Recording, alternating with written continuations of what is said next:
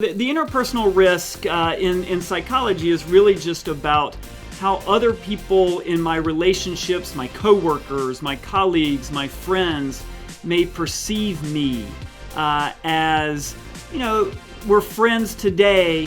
What might we be tomorrow if I step up and assume this leadership role, right? They don't want to hurt other people's feelings. They don't want to be sort of the bossy one in the relationship.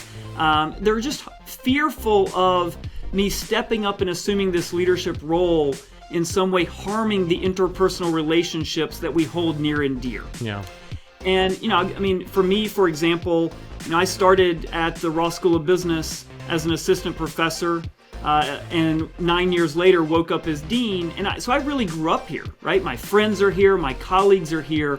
And so this form of interpersonal risk would manifest as me being worried how my colleagues and my friends here within my community, many of whom helped me get to where I'm at, how they might perceive that relationship now. And we find that a number of people are really worried about what the impact of stepping up and assuming these leadership roles will do to their network of colleagues, friends, co-workers, and the like.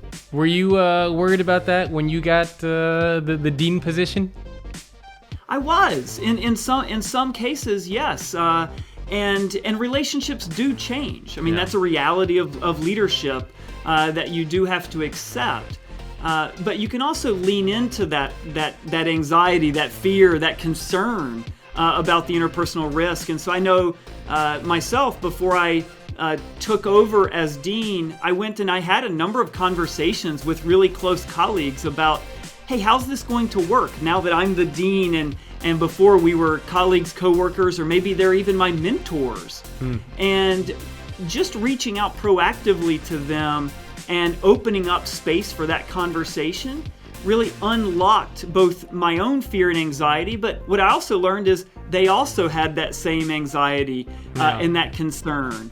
And just by giving that conversation space, we were able to align on, hey, this relationship means a lot to us. And so how are we going to work through this in a way that respects the roles and the position of leadership, but still we're able to maintain these relationships in ways that are meaningful to us. And that key of unlocking that conversation is really important. What about people who say, well, the whole point of building relationships is to become a leader in your company, right? That's why you create relationships with your leaders. That's why you create relationships with people on different teams and departments, because you do want to grow and excel.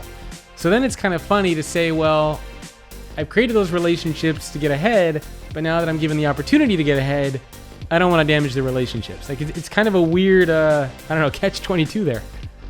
It is, and for many it's counterintuitive until you're thrust into that position. And what we find in our research is that many people are building these relationships not necessarily to get ahead, but as part of their own, aspirations, their contributions to others, and in the spirit of giving to others, they build these relationships. And then because of those relationships, it then, to your point, thrust you into this position where now you're assuming a leadership role. But they don't think about the risk until they get there. Yeah. And what we're trying to do is help people understand, yes, this interpersonal risk exists. How can you lean into it and minimize the risk and maintain the relationship?